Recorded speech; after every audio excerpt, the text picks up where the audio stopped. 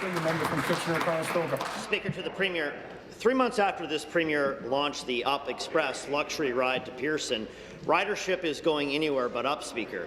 After spending taxpayers millions on unnecessary boutique terminal facades and retro uniforms, the Premier and her Transportation Minister have opted for fare pricing out of reach for most to pay for their luxury excess.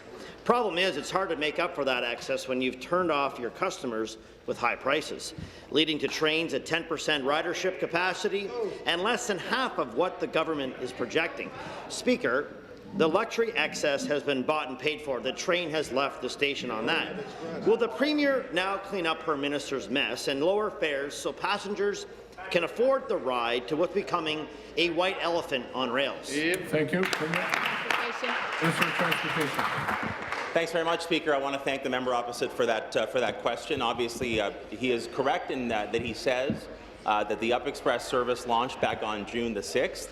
The goal that Metrolinx and our government had was that by the end of year one, that ridership would be at around the 5,000 mark. I know that the team at Metrolinx and the team at Up Express are working very hard on a very ambitious plan to go forward to encourage more take-up or usage of this particular service, Speaker. Of course, this is the first time that we've had a dedicated air rail link here in this region from Pearson to Union, Speaker. It's also important to recognize these are trains that run 15 minutes a day, 19 and a half hours out of 50-minute intervals for 19 and a half hours a day. Speaker, the trip itself takes approximately 25 minutes, and I will say, Speaker, anecdotally, every single individual I have the chance to speak with in this region, and even some members in this House who've taken this, understand that it's a wonderful experience. Thank you. It's a great way to get to the airport. We'll continue to work on this file, Speaker. Thank you. Supplementary. Thank you. Speaker, back to the Premier. Speaker, when you're swimming in debt, you don't go out and buy a Mercedes. But that's what they did, even contracting for $4.5 million with a prestigious design firm for just the right extravagant touches.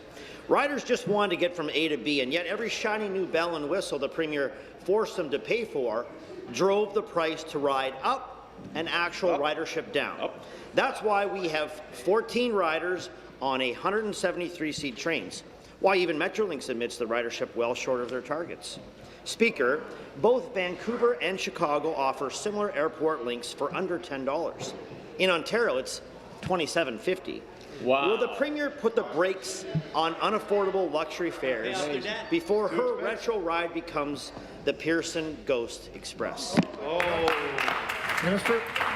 Thanks very much, Mr. Speaker. I know that the member opposite would want to make sure that the record here in this legislature clearly reflected the reality of the fare itself. Of course, with a Presto card, and I know that as transportation critic for that caucus, he would support fare and service integration across the GTHA, Speaker.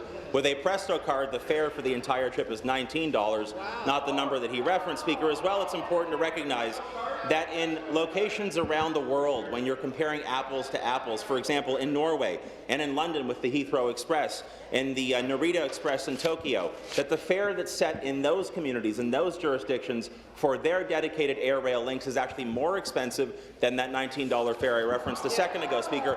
And I also have to say, Speaker, there are members of this legislature on all three sides of the House who've had the chance to take the Up Express, Speaker, and they recognize it is a success. It was delivered on time, it was delivered on budget, and again, for the first time between two of our busiest hubs in Ontario,